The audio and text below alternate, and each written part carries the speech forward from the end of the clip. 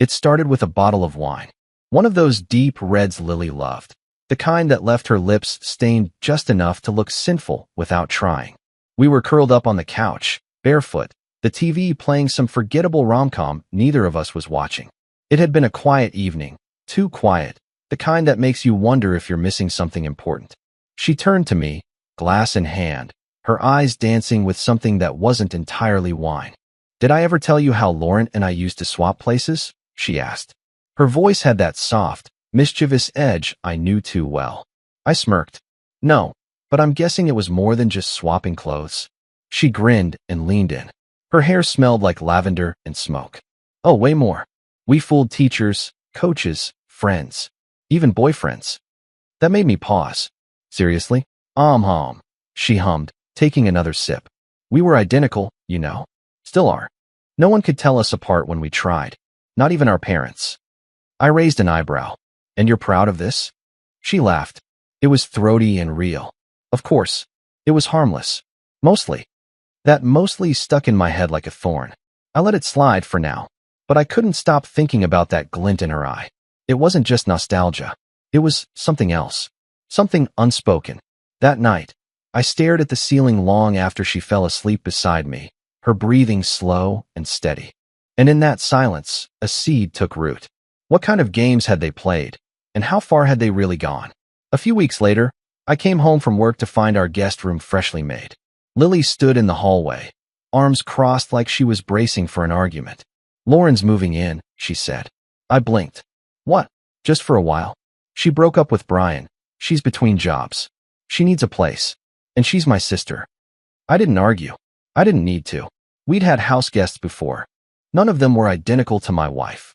The first time I saw Lauren again, not in photos or at holiday dinners, but in our house, her presence brushing up against mine, it hit me like a sucker punch. She was Lily. Same golden brown hair. Same curve of her jaw. Same lips, same voice. But not the same. Lauren walked with more sway, spoke with less filter. She looked at me a beat too long when we talked. She laughed louder, sharper. There was heat in her that Lily had always kept banked. One morning, I walked into the kitchen half awake, rubbing sleep from my eyes, and there she was, in Lily's robe. The soft white one I'd bought her for Christmas. Lauren stood by the coffee pot, humming some 90s R&B song, bare legs crossed at the ankle, sipping from a mug that read #OneWife.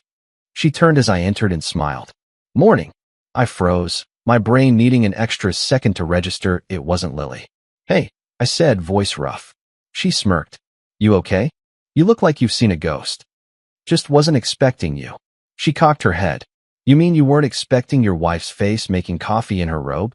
That was her, always going straight for the uncomfortable truth like it was a game. I tried to laugh it off, but my body had already betrayed me. There was a tightness in my chest, in my pants. Lauren didn't seem to notice. Or maybe she did. Over the next few days, it got harder to tell where one sister ended and the other began. They shared inside jokes, whispered at night in the kitchen while I lay awake upstairs. Sometimes I'd hear them giggling in their room. Lily's laugh, then Lauren's, and I couldn't tell whose voice was whose. I started second-guessing everything. Was it Lily who kissed me goodbye that morning? Or had Lauren been wearing her perfume? Was it Lily who texted me, "Can't wait to see you tonight"? Or had Lauren borrowed her phone? It was ridiculous. I knew that. But once doubt enters a marriage, it doesn't knock. It kicks the door off its hinges. Then came the night it all shifted. We were watching a movie, Lily, Lauren, and me. Some forgettable horror film. I was sandwiched between them on the couch, under a shared blanket. Lauren had her legs curled under her, her thigh brushing against mine with every small movement. Lily sipped her wine slowly, eyes glued to the screen. Halfway through the movie, Lily yawned and stood. "I'm going to bed," she announced, touching my shoulder lightly. "You coming?" "In a bit," I said, not thinking. Lauren stayed. She didn't say a word, just shifted closer, like it was the most natural thing in the world. The room was quiet. The movie played on, but I didn't hear a word of it. Her hand rested on the couch between us, close enough that I could feel the heat of her skin. I didn't touch her, but I didn't move away either. When she finally stood to leave, she leaned down, her lips inches from my ear. Her breath smelled like wine and cinnamon gum. "You really can't tell us apart, can you?" she whispered. Then she was gone. I lay awake that night next to Lily. She curled against me, her body warm and soft, like always. But something felt different. Her kiss was slower. Her touch lingered more than usual. Her hand wandered under the sheets, bolder than it had in months. And in the dark, with her mouth pressed to my neck, her voice husky against my ear, I had a thought I tried to bury even as it bloomed. Is this still Lily? And if it wasn't, why didn't I stop it? It's strange how quickly the mind adjusts to chaos when it's dressed like comfort. Lauren moved into the guest room, but her presence was everywhere. Her perfume clung to the hallway like smoke, and her laughter, sharp, effortless, just a few notes more wild than Lily's, found its way into every corner of the house.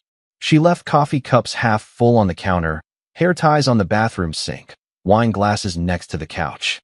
She used Lily's shampoo, wore Lily's socks, even stole Lily's oversized college hoodie, the one she always wore when she was cold or cuddling on movie nights. I noticed. And the worst part? So did Lily. The twins didn't try to be subtle. They shared clothes like they used to when they were teenagers, arguing playfully over who looked better in what, but always with that shared look, that knowing, private grin like they were writing a script only the two of them understood. Me? I was just the guy standing in the audience, trying to tell the actresses apart. But I didn't know my wife. I knew Lily, or I thought I did, until the morning I walked into the kitchen and froze. Lauren, or Lily, stood at the stove, back to me. She was barefoot, in nothing but the long white robe I had given Lily for our anniversary. Her hair was slightly damp, curling at the ends, and the scent of coconut conditioner hit me like a flashback. She hummed a low, jazzy tune, hips swaying subtly as she flipped eggs. The curve of her calf, the tilt of her head, it was Lily's silhouette. But there was something in the posture, something looser, hungrier. Morning, she said, without turning around. Her voice matched Lily's pitch perfect. Morning, I hesitated at the doorway, watching. Sleep okay? She finally turned, her expression unreadable for half a second, too poised. Then she smiled, and the warmth of it was unmistakably Lauren. Playful, sharp, like a baby, she said, sliding the eggs onto a plate. She walked over, set it in front of me with a wink. Thought I'd spoil you a little. Lily said you've been working late. I sat down, heart racing just a little too fast. Thanks. That's thoughtful. She poured coffee, not asking how I took it, and sipped from her own cup. Her lips curled over the rim. So, she said casually, Lily tells me you always had a thing for her in that robe. I nearly choked on my coffee. Excuse me. She just grinned, setting the mug down. Don't look so shocked. She tells me everything. And besides, we used to argue about it. She swore you liked her in this robe more than anything sexy. Said it made her feel real. I blinked, stunned that I remembered saying that. Whispering it, actually, to Lily, late one night after sex, when I'd pulled the robe from the foot of the bed and wrapped it around her shoulders. Lauren stepped closer. And for the record, she said softly, she was right. It does feel real. There was a beat, a long, slow moment where the silence between us stretched too tight. She didn't look away. Her eyes, identical to Lily's but less guarded, held mine like she was waiting for something. Or maybe daring me.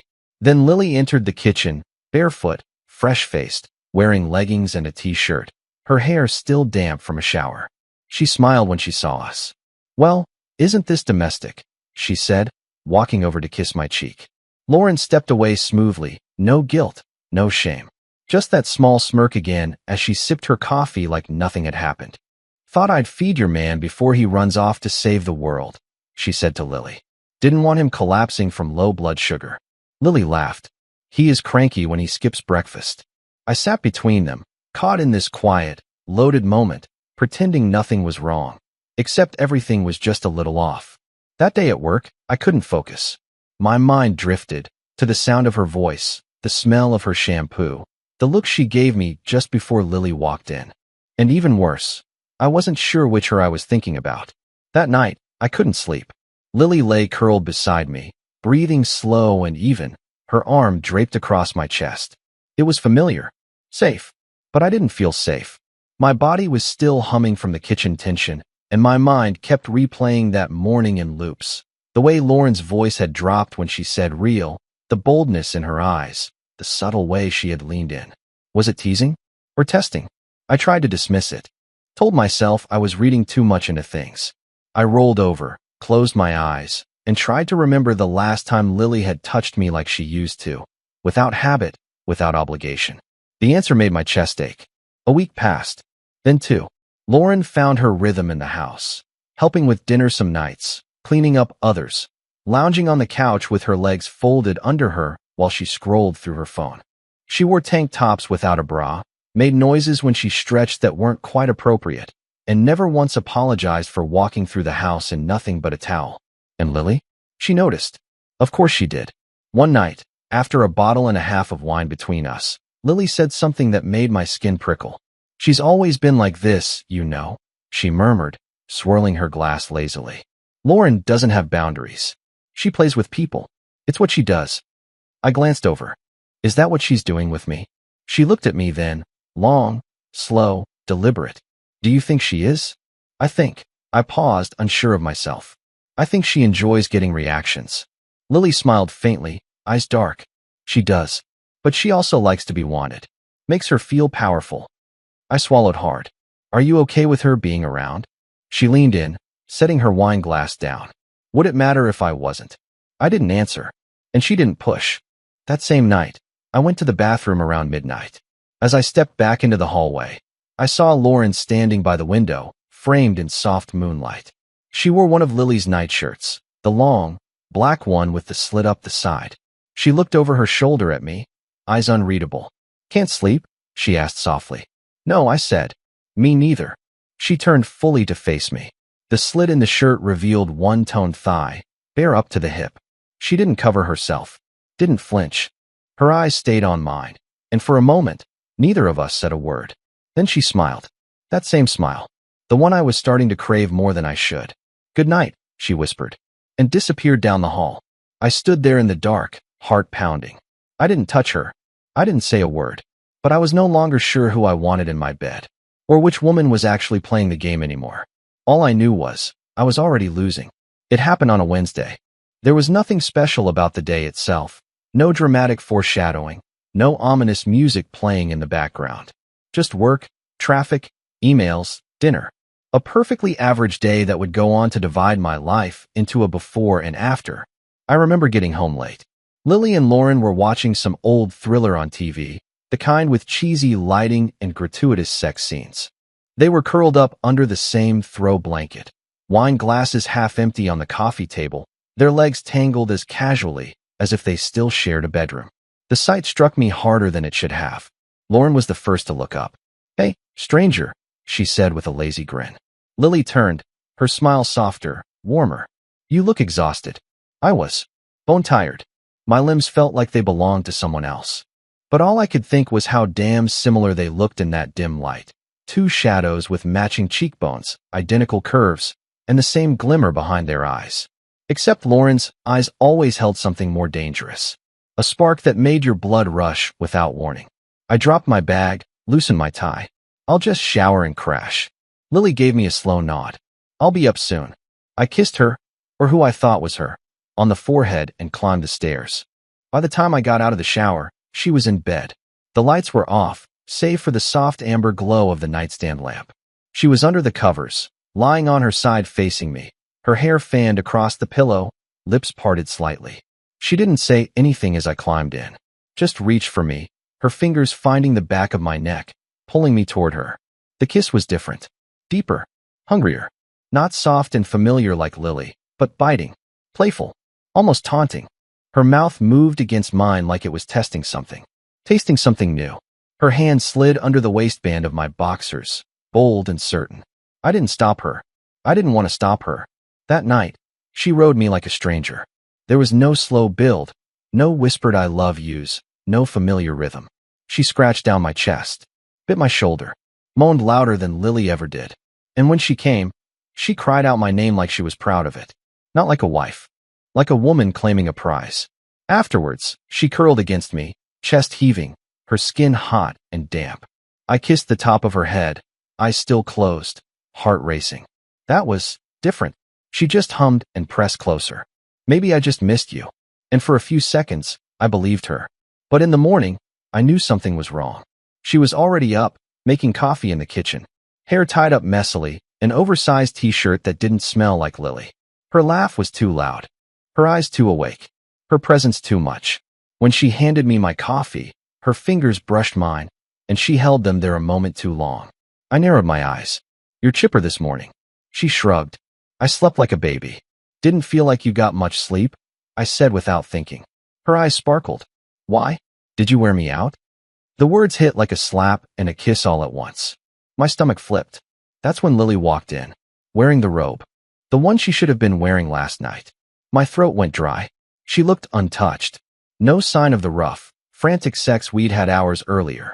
She didn't kiss me good morning, just poured herself coffee and leaned against the counter. Lauren sipped from her cup, then glanced at Lily. "You're up early. I figured I'd beat you to the coffee for once." They smiled at each other. Too easily. I looked between them, and the doubt that had been growing inside me burst like a dam. "What time did you come to bed last night?" I asked Lily. She blinked. "You don't remember? You were already asleep when I got in." I lied, watching closely. She hesitated for a split second, then smiled. "Guess I was." But I knew. I knew. Because Lily never made that sound when she came. Lily didn't dig her nails into my back. Lily didn't call me baby the way Lauren had whispered it in the dark. I was in bed with Lauren last night, and I hadn't stopped her. That night, I confronted Lily. We were alone. Lauren had gone out for drinks with someone from her temp job. I waited until we were sitting in bed, the TV low in the background, and said quietly, "That wasn't you last night, was it?" She didn't look at me right away, just breathed in, slow and shallow. When she finally met my eyes, her expression was unreadable. "No," she said softly. "It wasn't." My heart pounded in my ears. "Why?" She bit her lip. "We were just curious. It was a joke at first." I stared at her. "You let her pretend to be you. In our bed." "She didn't pretend," she said quickly. "She was me. For one night. We thought you'd know. We thought you'd stop it." I stood up. "What the hell kind of game is this?" Lily's voice cracked. "A game we used to play our whole lives. One we never played with someone who mattered before." "So I didn't matter?" "You do," she shouted, standing too. "That's the problem. You do. And we wanted to know if it would still work. If we were still." "Still what?" I snapped. "Identical? Interchangeable?" She didn't answer. I stepped back. My chest ached. Not just from the betrayal, but from something darker. Because I hadn't known. And worse. I'd liked it. That night, I didn't sleep. I lay awake staring at the ceiling, remembering the sound of her breath, the feel of her fingers, the way she moaned. Lauren, not Lily, and wondering what that meant about me. Was it cheating? Was it consent? Was it desire? Or had I just fallen into the oldest trap of all? The temptation of the forbidden, hidden under the skin of the familiar? I didn't have answers. Only guilt. And the memory of a night that tasted too good to regret. I don't remember falling asleep. I remember staring at the ceiling, replaying the night before, trying to match sounds and shadows to the wrong name, the wrong body, and the sinking feeling in my chest that told me I hadn't accidentally cheated. I participated. Willingly. The next morning was still. The kind of stillness that feels orchestrated, like everyone in the house was tiptoeing around something too fragile to name. I came downstairs to find the kitchen empty. No smell of coffee. No casual humming.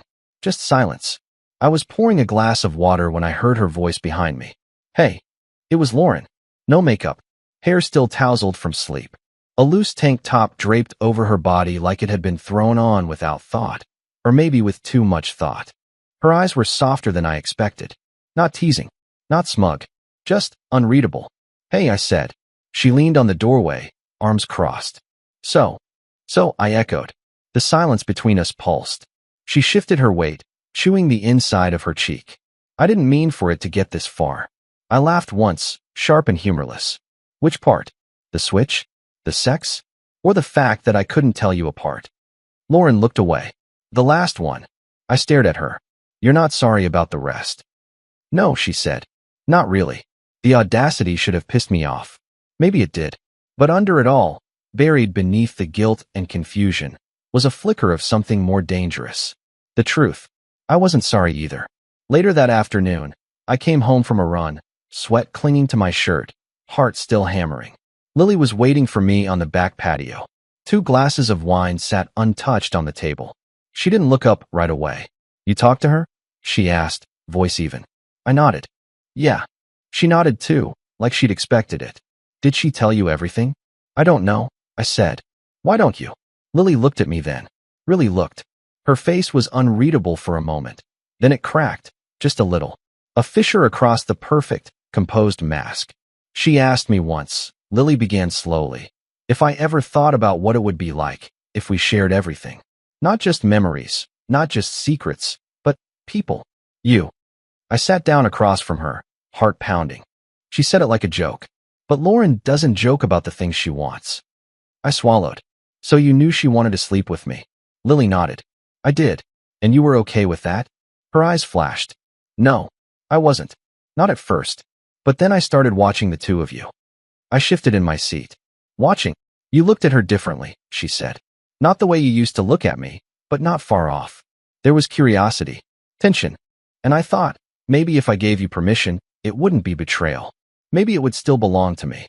She took a long breath. I thought I could control it. We sat there in silence for a while. The sun dipped lower, casting a golden haze across the patio. I wanted to be angry. I wanted to blame her. But I couldn't ignore the way the pieces fit, imperfectly, jaggedly, into something close to understanding. You told her to come into our bed, I said finally. Didn't you? Lily looked down into her glass. I didn't stop her. That night, after dinner, the air was thick with something unspoken. Lauren came home late, eyes rimmed with the edge of tears she pretended weren't there. She went straight to her room. Lily and I watched her disappear down the hallway. I turned to Lily. What now? She leaned back on the couch, arms crossed.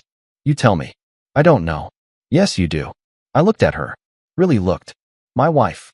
The woman I'd loved for almost a decade. The woman who had let her sister slip into my bed and touch me like she owned me.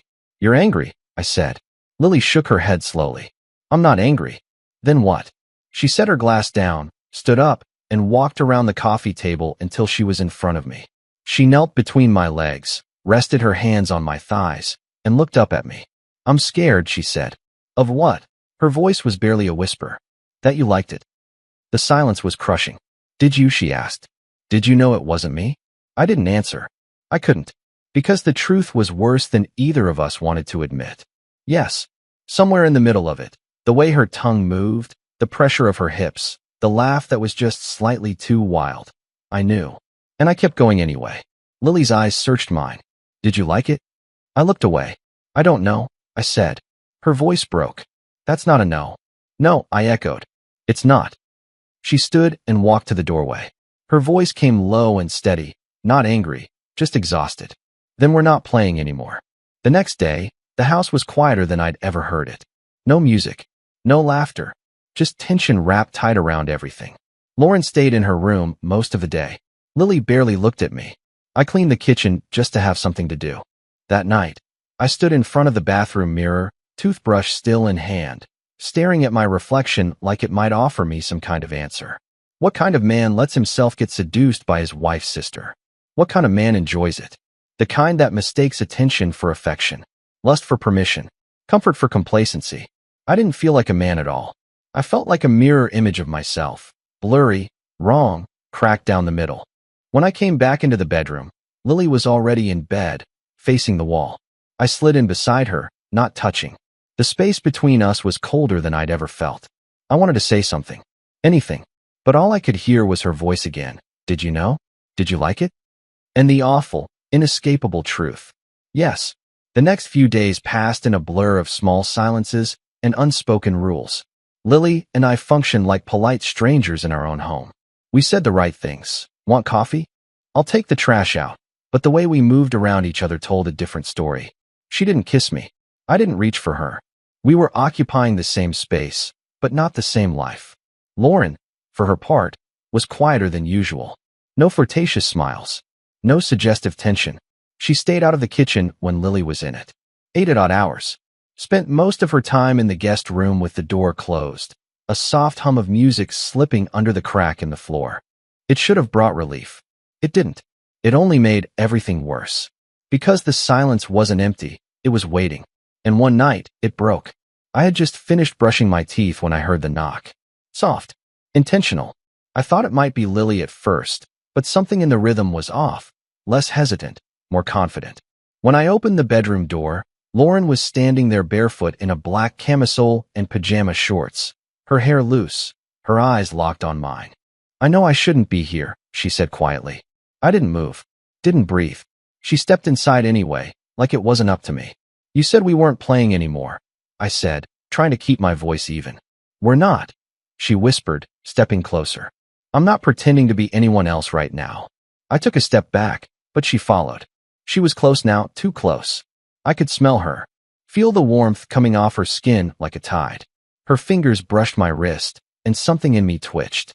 It wasn't fear. It was need. "You want me to leave?" she asked. I didn't answer. Her hand slid up my chest, slow, deliberate. "Say it. Just say the word, and I'll walk out." Still, I said nothing. Because the truth? I couldn't. Her mouth found mine before I could think. There was no pretense this time. No confusion, no mistaken identity. This wasn't Lily's laugh. This wasn't Lily's scent. This was Lauren, fully, unapologetically. Her lips were rougher, more urgent. Her hands were less careful. And I didn't stop her. We moved like we'd been holding back for months. Her shirt hit the floor first, then mine.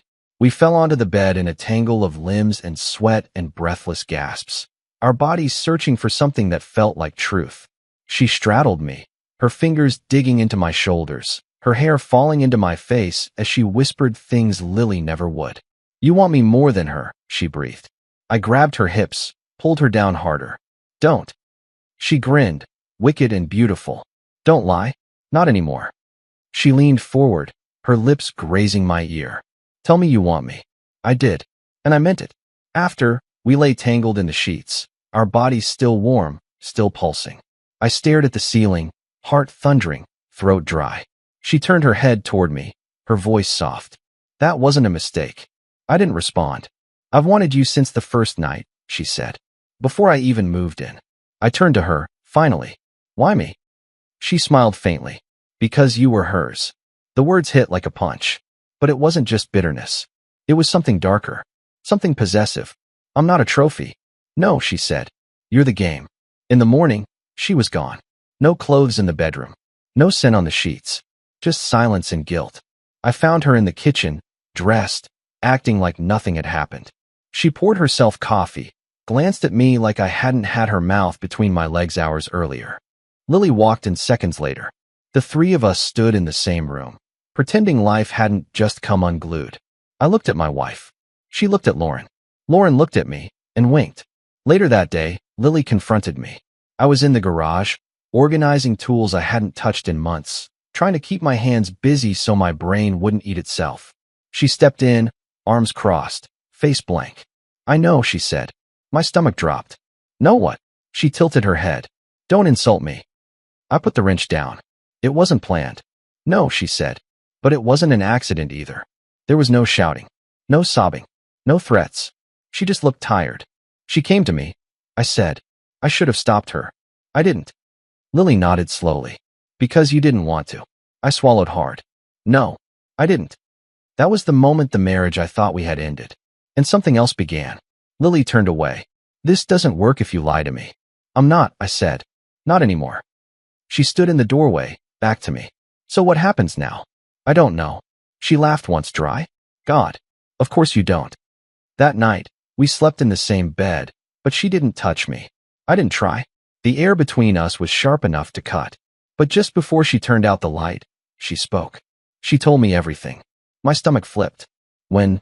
Before she came into your room, she asked if I'd be okay with it. I stared at the ceiling, heart racing. "And you said?" I said if she was honest about it, then maybe I'd understand. I turned to her. "And now?" She didn't answer. She just turned off the lamp. I didn't sleep. I couldn't. Because Lauren had crossed a line, and I'd followed. But the scariest part wasn't the betrayal. It was the fact that none of it felt like a mistake. It felt like the truth I wasn't ready to admit. And somehow, Lily knew that too. The next morning, Lily didn't act like a woman betrayed. She acted like someone waiting for a decision. She didn't bring up the night Lauren and I spent together, not in words. Instead, she poured me coffee without asking, sat across from me in her robe, legs crossed, and looked at me like she was trying to see something beneath the surface. Something I wasn't sure I wanted her to find. "Did you think I'd leave?" she finally asked. I shook my head, but I wasn't sure. She sipped her coffee. Good. Because I'm not going anywhere. Not yet. The way she said it chilled me more than any threat could have. Not yet. That evening, Lauren came home late, laughing into her phone as she walked through the front door. Her voice dropped the moment she saw me in the kitchen. She hung up, tossed her keys on the counter, and gave me a look that was part challenge, part invitation. Lily entered behind her, arms folded, watching us like we were actors in a scene she'd already written. You two need to talk, she said bluntly. Lauren raised an eyebrow. Do we? Lily nodded. Because I'm not doing this halfway. If this is going to destroy everything, I at least want to be the one holding the match. Lauren looked over at me, amused. Sounds like someone's had a glass of wine and an epiphany. Lily didn't flinch. I've had enough secrets for one marriage. So here's the deal. She walked over to the dining table and sat. Not at the head, not at the side, right in the center, like a judge preparing to hand down a sentence. You want him, she said to Lauren. Clearly. And he wants you. But this isn't a free-for-all. We don't sneak. We don't lie. We don't pretend. Lauren leaned against the counter, arms crossed. So what are you proposing? A schedule? Lily's eyes narrowed. Don't be cute. I stood frozen, caught between them, pulse hammering. You're serious, I said. Lily nodded once. Dead serious. Lauren tilted her head. You really think we can all share him without it blowing up?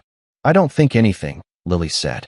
But if this is happening, and clearly it is, then I'd rather choose the fire than wait to be burned.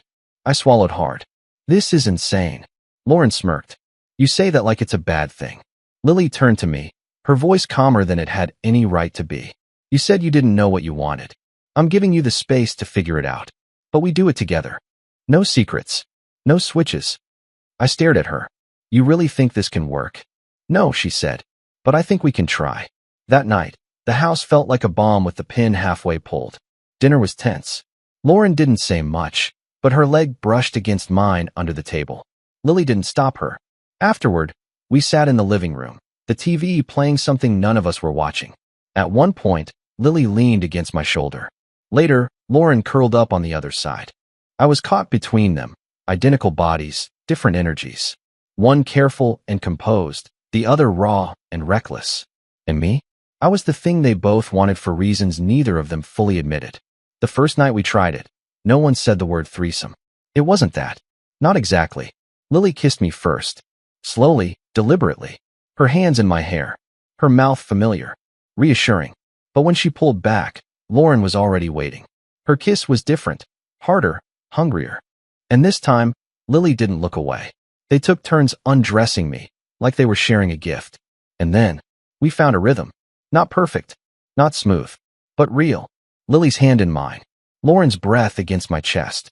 Their fingers brushing, accidentally or not, I couldn't tell. For a few minutes, we were just bodies, tangled in sweat and soft moans, unbound by logic or labels. When it was over, no one spoke. Lily curled against my left side. Lauren took the right. I stared at the ceiling, unable to tell if I felt like the luckiest man alive or the most doomed. Maybe both. In the days that followed, we didn't talk about it much. It became an understanding. Sometimes it was just Lily and me. Other times, it was Lauren and me. Once, it was all three again, briefly, urgently. We didn't tell anyone. Didn't change our routines. From the outside, we looked normal. Inside, though? Inside, we were writing new rules to a game that didn't come with instructions. But the cracks started early. Lauren was freer with me. Touching, teasing, leaving notes in my pocket that said things like you moaned my name last night, not hers. Lily never said anything about them, but I knew she found one. Her silences grew heavier. One night, as we lay in bed, she turned to me and whispered, "Is she giving you something I'm not?" I turned to her, touched her cheek. "No, just something different." That was the wrong answer. She nodded, turned away, didn't speak for the rest of the night. The truth? They both gave me something I needed. Lily gave me love, steadiness, the life we built brick by brick. Lauren gave me chaos, edge, the thrill of something I couldn't quite name. And somewhere between them, I lost the ability to know which one I needed more. A week later, Lily came home from work early. She found Lauren and me on the back patio. We weren't doing anything explicit, just talking, too closely, too comfortably. She stood there, watching us for a moment. Then she said, calmly, "This needs rules." Lauren raised an eyebrow. "Oh, I thought the new rule was honesty." Lily didn't blink. "Exactly. Which is why we need rules." She turned to me.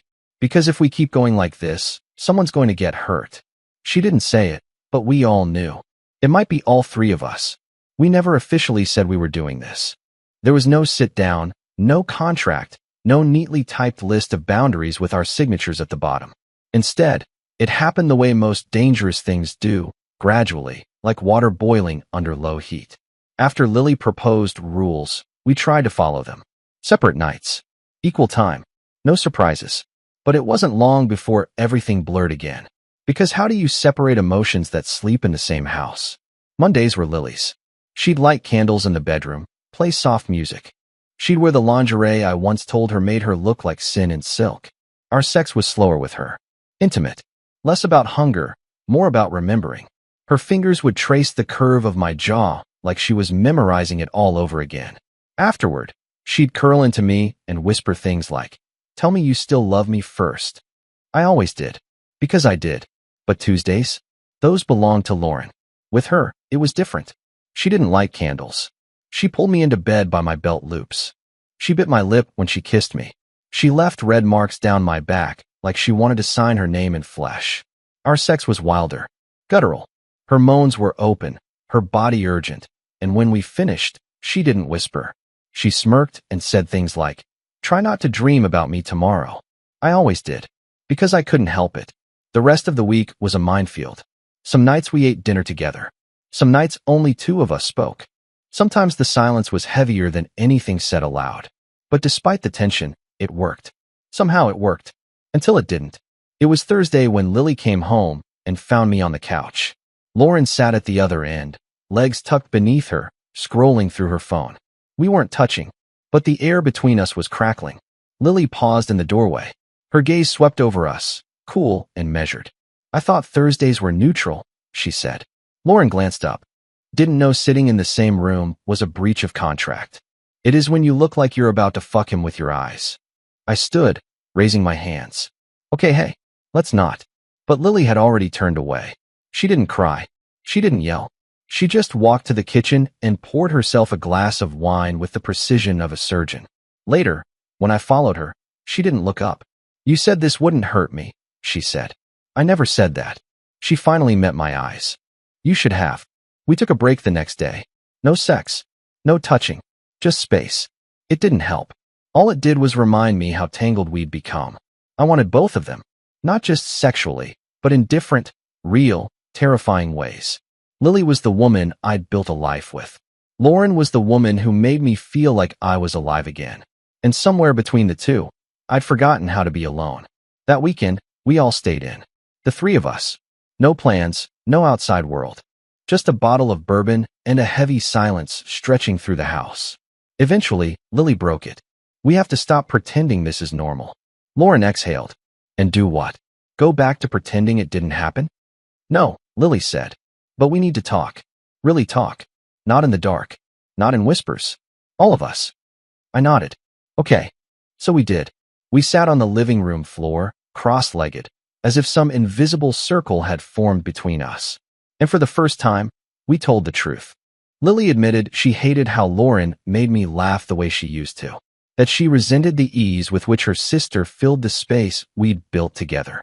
Lauren confessed that she'd always envied Lily, not just for me, but for everything. The house, the life, the certainty. That seducing me wasn't just desire. It was revenge and curiosity and something else she couldn't name. I told them I was confused, addicted, that I didn't know where love ended and obsession began, that I was afraid I didn't recognize myself anymore. We said all of it. And when the talking was done, no one left. No one slammed a door. No one said goodbye. Instead, Lily reached for my hand. Then, to my surprise, she reached for Lauren's too. The three of us sat there, fingers linked, broken and trying. The weeks that followed were strange, surreal, and somehow functional. We lived like shadows, three parts of a secret no one could see from the outside. Dinners together. Separate beds most nights. The occasional shared one when the silence dissolved enough. Sex didn't follow a pattern anymore. It wasn't a schedule. It was need. It was comfort. It was surrender. Some nights it was just me and Lily, making love slowly, our bodies saying what our mouths couldn't. Some nights, Lauren slipped into my room and rode me like she was punishing us both. Once, only once, it was all three of us again. It was unspoken. It was fire. It was chaos in the shape of something sacred. But even in this strange rhythm, something shifted. A touch lingered too long. A glance held too much weight. The intimacy stopped being just physical. It became emotional. And that's when I realized this wasn't an experiment anymore. This was a relationship. Not two, but three. And with that realization came another. This couldn't last. Not like this. Because love is never even. Desire never equal. Someone always falls harder. Someone always breaks first. I just didn't know yet who it would be. The first crack was barely audible. It came in the form of a joke. Lauren laughing too loud when I burned dinner, slapping my shoulder, and calling me her clumsy husband. It wasn't the words that did it, but the way Lily froze across the kitchen island. Her laugh didn't follow. Her smile didn't rise. She turned back to the salad she was chopping with a little too much force, the blade hitting the board like punctuation. That night, she didn't come to bed. The second crack came 2 days later. Lily and I were watching a movie in the living room, curled up under a blanket the way we used to. Halfway through, Lauren came home, her heels loud against the tile. She walked in with her hair still windblown, cheeks pink, eyes lit up. Date night? I asked. She smiled. Drinks. Nothing serious. Lily stiffened beside me. Lauren raised an eyebrow. Jealous. Lily said nothing. I saw it then, the shift. Lauren had always been bold, but now there was something sharp in her tone, something pointed. She wasn't just teasing. She was testing, and Lily was starting to fail. We kept pretending for a while. On the outside, everything looked the same. Breakfasts together, group grocery runs, movie nights with 3 wine glasses instead of 2. But the rhythm had changed. Lauren began to touch me more often in front of Lily, an arm across my chest, a kiss on the cheek, a whispered joke. And Lily stopped fighting it. Not because she accepted it, but because she was starting to retreat. She'd leave the room sooner, excuse herself to go read. Some nights, she'd go to bed early and lock the door. I'd lie awake, staring at the ceiling, Lauren curled against me, and wonder which version of my life I was betraying more, my past with Lily or whatever this present thing with Lauren was becoming. Then came the night it all split wide open. It was storming outside, rain slicing across the windows and sheets. We were all in the living room, half watching something on TV. Lauren sat on the floor, her back against the couch between my legs, head resting on my knee. Lily was across the room in the armchair, legs tucked under her, eyes glassy from wine. Lauren reached up absently and touched my thigh. Just a small gesture, barely noticeable, but Lily noticed. Do you ever stop touching him? She asked, voice quiet but sharp. Lauren turned, blinking slowly. Excuse me. Lily sat up straighter. Every room, every chance you get. Is it not enough that you got what you wanted? Lauren stood. What I wanted. Lily stood too. You were bored. So you came into my life, my marriage, and now you act like you built it. Lauren crossed her arms. I didn't take anything you didn't already drop. The silence that followed wasn't silent at all. It buzzed with fury, with grief, with the sound of everything unraveling. I stood too, caught between them.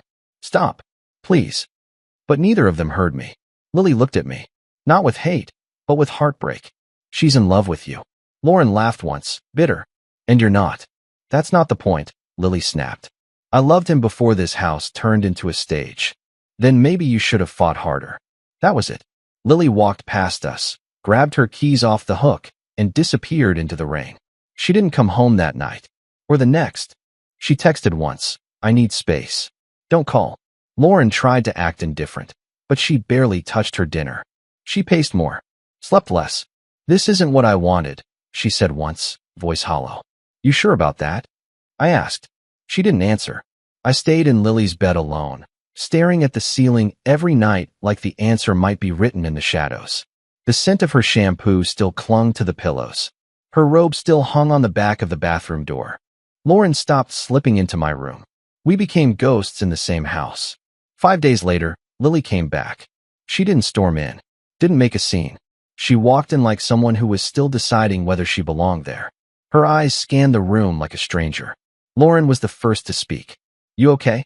Lily nodded. No, but I will be. I stood. Do you want to talk? Lily looked at me. Her eyes weren't angry anymore. Just tired. No, she said. I want to ask a question. I nodded. She looked between us. If I leave, are you two still doing this? Silence. Lauren spoke first. I don't know. I said nothing. Because I didn't know either. Lily nodded. That's what I thought. She walked to the bedroom. Came out 10 minutes later with a bag. No tears. No speeches. Just a long, final look. And then she was gone. Lauren sat on the stairs for a long time afterward, elbows on her knees, face in her hands. I stood nearby, unsure whether to comfort her or scream. Eventually, she looked up. She was right, she said. About what? I love you. The words should have hit harder. But all I felt was loss. That night, the house was colder than ever. I lay awake in a bed that felt too big, too quiet, too full of all the things we never said. Lily was gone. Lauren was next door. And I was alone. Not in body, but in the worst possible way. The first week after Lily left, the house felt like a crime scene. Everything reminded me of her. The half-used bottle of her conditioner in the shower. Her coffee mug still sitting beside the sink. The scarf she'd left draped over the banister like she meant to come back for it. But she didn't come back. Not even once. Lauren tried to fill the silence at first. She cooked breakfast every morning, even though neither of us was hungry. She sat beside me on the couch, tried to hold my hand, brushed her lips against my shoulder like affection could be a substitute for forgiveness. But I couldn't pretend. Not anymore. Not after the way Lily had looked at me in the doorway, like I wasn't the man she married, but the man she barely recognized. And Lauren, God help me, she wanted me, loved me even. But I couldn't tell where that love ended and the competition with her sister began. So I pulled away, little by little. One night, she came into my room and reached for me under the covers. I didn't move. I didn't stop her, but I didn't respond either. She froze, hand resting on my chest, then pulled away like she'd touched something rotting. She didn't come to my room after that. 2 weeks passed. No word from Lily. Lauren stayed, but she grew quieter, moodier. Her humor vanished. Her boldness dulled. She was just there, a shadow of the woman who had once bitten my lip and laughed about it. We spoke less. I slept less. The house began to feel like a body without a heartbeat. Until one night, I snapped. I was drinking on the back patio. Bourbon. Neat. One too many glasses deep. Lauren came out and stood behind me, silent. Finally, she said, "You still love her?" I didn't answer. She stepped in front of me. Say it. My throat burned. From the liquor. From everything I hadn't said. I never stopped, I said. Her jaw tightened. Even after what we had. What did we have, Lauren? I asked. A game? A thrill? I don't even know what's real anymore. Her voice cracked. I was real. I looked at her. Were you? Or were you just trying to win? She stepped back like I'd hit her. Then she turned and went inside. She didn't come back out. The next morning, she was gone. Just like Lily. No note. No text. Just absence. And that was when it hit me. I'd lost both of them. Not because they couldn't forgive me, but because I hadn't forgiven myself. I didn't chase them. Not right away. I let the house breathe. I let the silence settle. I let myself sit in the wreckage I helped build. But after a week of solitude, of aimless days and restless nights, I picked up my phone. I started with Lauren. She answered on the third ring. Hey, I said. There was silence on the other end. Then, you sound like shit. I almost laughed. I feel worse. Why are you calling? I didn't dodge it. To say I'm sorry. For what? For letting it get that far. For confusing lust with love. For using you to avoid what I couldn't admit. She was quiet for a moment. Then, and what was that? That I broke something sacred. With both of you. Another pause. Then, softer. You didn't use me. Not entirely. I knew what I was doing. I wanted you to. But you deserved better, I said. She sighed. So did Lily. We didn't say goodbye. We didn't say much at all. But it felt like closure. Not perfect. Not clean. But honest. 2 days later, I texted Lily. I don't expect you to answer. I just need you to know. I miss you. I miss us. And I'm sorry. No response. That night, I stared at my phone like it was a lifeline slipping through my fingers. Until it lit up. Her reply was short. Can we talk? I met her at a small coffee shop halfway between her temporary apartment and our house. She looked different. Or maybe I just hadn't really seen her in a long time. Her hair was pulled back. No makeup. Eyes tired but steady. I sat across from her, unsure of what to say. She beat me to it. I've been angry, she said. But mostly, I've been sad. I nodded. Me too. I loved you. I still do. But I don't know if I can ever trust you the same way. I don't expect you to. She looked at me, really looked. Then why are you here? I swallowed. Because I'm tired of lying. To you. To myself. I want to own what I did. And maybe try to rebuild something from it. Even if it's not the same. She stared at her coffee. You and Lauren? Nothing now, I said. Nothing left. And back then? I didn't dodge it. She gave me something I didn't realize I was missing. But it was never love. Not like with you. Lily closed her eyes. Exhaled. When she opened them again, they weren't angry anymore. Just human. Just hurt. I don't know what I want from you, she said. I nodded. That's okay. I just needed you to know I'd choose you. If I could go back, I'd choose you. She didn't reach for my hand. She didn't walk out either. We sat there for an hour. No promises. No resolutions. Just two people trying to speak the truth. Later that night, she texted me again. I'm not ready to come back. But I'm not ready to let go either. I stared at the screen for a long time before replying. Then let's not do either. Let's just talk. Just be honest. One day at a time. Deal. It wasn't forgiveness. But it was the beginning of something real. Not lust. Not games. Just truth. And for the first time in months, that was enough. Lily didn't move back in all at once. It started with visits. A Sunday afternoon coffee. A walk around the neighborhood where we used to daydream about raising kids. Then a dinner. Then staying past dark. Then, eventually, falling asleep on the couch with her head in my lap, the television flickering, neither of us saying what we both knew. That maybe, we were finding something new in the ruins. But this wasn't a return to what we had. That marriage was gone. This was something messier. Slower. Less scripted. More fragile. And surprisingly, more honest. She moved back in mid-November. One suitcase. Two conditions. We keep talking. No more guessing. No more swallowing truths to avoid fights. We stop pretending things are fine when they're not. I agreed without hesitation. I'd have agreed to anything if it meant I didn't have to sleep in that house alone one more night. We started sleeping in the same bed again, but not every night.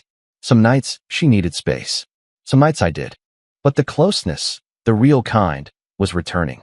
One morning, I woke up with her hand resting on my chest, her breath soft against my neck. It felt normal, until I realized it wasn't. It was better, because this time, we weren't pretending. Lauren didn't come back. She called once. Just once. It was a short conversation. Civil, sad. She'd taken a job out of state. Something about starting over. About not looking back. Lily didn't ask to speak to her. I didn't offer. After we hung up, I sat on the back porch for a long time, watching the wind ripple through the trees, wondering what would have happened if we had made different choices. But wondering doesn't undo the damage. It just teaches you how deep it went. One night, Lily and I sat on the floor of the bedroom, folding laundry like old times. Her knee touched mine. She handed me a shirt, my old college hoodie, and said, "You used to wear this when you were nervous." I smiled. "I still do." She nodded. "You wore it the night I told you about Lauren and me switching places." I remembered, vividly, the way she laughed, the glint in her eye, the way something in me knew it wasn't innocent. I folded the hoodie slowly. That night, it changed everything. She didn't respond right away. Then, "Do you regret it?" I looked up at her. "All of it." She nodded. "No," I said. "I regret the lies. I regret the hurt. But I don't regret where we are now. I don't think we ever would have seen each other this clearly otherwise." Her eyes shimmered. "I hated you for a while. I hated me too." She reached for my hand. "I don't anymore." We started seeing a couples therapist. Lily suggested it. I didn't resist. There were hard sessions. Vulnerable ones. One where she admitted she had considered cheating just to make things even. One where I admitted how long I had felt invisible. How Lauren had noticed things Lily hadn't in years. That one hurt her. But she didn't run. And neither did I. We stayed. We fought to stay. And something strange happened in the process. We fell in love again. Not with the version of each other we used to be, but with the version who survived the fire. Sex returned too. Not as a fix. Not as a bandage. As an expression. Slow. Earnest. Sometimes messy. Sometimes intense. Always intentional. She told me once, afterward, I didn't know if I could ever let you touch me again without seeing her. I asked, do you still see her? Sometimes, she said, but I see me more now. I see us. I kissed her then like it was the first time. And in a way it was. We still didn't tell anyone. To the outside world, we were just a married couple who took time apart and worked through it. No one knew about the three of us. No one knew how close we came to losing everything. And that secrecy? It became its own intimacy. Our little scar. Our shared sin. Proof that we'd bled for each other. We established new routines. Sunday mornings at the farmer's market. Wednesdays were therapy. Friday nights, we cooked together. Some nights we'd sit in bed, reading silently, legs tangled beneath the blanket, nothing needing to be said. Other nights, we'd talk for hours. Not about Lauren. Not anymore. But about the future. About maybe moving. Maybe starting again, in a new place, with fewer ghosts in the walls. Nothing decided. Just dreamed. We weren't perfect. I'd see a woman who reminded me of Lauren, and something in my stomach would twist. Lily would catch my glance, and her jaw would tighten. Sometimes we fought. Sometimes we slammed doors. Sometimes we said things we regretted. But now we talked about it. We didn't bury it. We didn't pretend. We stayed. And staying. After everything. That was the most radical act of love we could offer each other. One night, as we lay in bed, she turned to me and said, "Do you think we'll ever tell anyone?" I knew what she meant. Not just about the affair. About the arrangement. I thought for a long moment. Maybe one day, I said. When we're ready. She nodded. I'm not ashamed anymore. Neither am I. And I meant it. This wasn't the life we planned. It was stranger. Harder. More honest. And somehow it fit us better now. Like a pair of jeans you only grow into after falling, tearing, and stitching them back together by hand. It wasn't neat. It wasn't normal. But it was ours. And that was enough. I never imagined my life would end up like this. With two women who shared the same face, same blood, and for a while, shared me. It started as a story we told over wine. A childhood trick, a harmless switch. But it wasn't harmless. It was a fuse. And I struck the match. Now, months later, I sit at the edge of our bed and try to make sense of everything we went through. Lily sleeps behind me, her breathing slow and even. And for the first time in a long time, the quiet doesn't feel like punishment. It feels like peace. Lauren still texts sometimes. Not often. Not flirtatiously. Just updates. A photo of the view from her new apartment. A blurry shot of a dog she rescued. Once, even a picture of her and a man I didn't recognize, smiling, standing close, casual, and open in a way she never let herself be around us. I showed Lily the photo. She didn't flinch. Just said, good for her, and meant it. We're not friends with Lauren. We're not enemies either.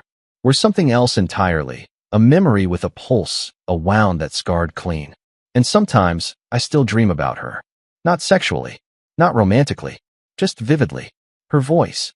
Her laugh. That chaotic energy she carried into every room. But when I wake up, it's Lily beside me. And I don't reach for anyone else. I used to think love had to follow rules. Monogamy. Loyalty. Predictability. Now I know love just needs truth. And truth? It's messy. It breaks things. It exposes the cracks. But it also gives you the choice to stay anyway. Lily stayed. I did too. But the thing is, we didn't just stay for each other. We stayed for ourselves. For who we were becoming. Some nights, we still talk about it. About what happened. What we lost. What we gained. Not in detail. Not to relive it. But to remember it honestly. Lily told me once. It's like we lived two marriages. The first one cracked under pressure. The second one, we forged in the fire. She was right. The man she married, he was kind. He was stable. But he was also scared. The man she rebuilt with? He's still scared. But now he admits it. I asked her once, do you think it ever would have happened if Lauren hadn't moved in? She paused. Maybe not the same way. But something would have broken eventually. Because of me? No, she said. Because of us. Because we stopped looking at each other. That part stuck with me. We stopped looking. Not physically. Emotionally. We assumed knowing someone for years meant we understood them forever. But people change. Needs evolve. Desire flickers and shifts. And if you're not careful, the person beside you becomes a stranger you think you still know. Lauren forced us to see that. She didn't ruin us. She exposed us. Sometimes I wonder what it would have been like if the three of us had tried to make it work long term. An actual triad. A real relationship. Not just sex. Not just a phase. But the honest answer? It wouldn't have lasted. Because love needs balance. And balance between three people, where two of them have a lifetime of baggage, and the third walks in like a match to gasoline? That's not love. That's combustion. We survived it. But barely.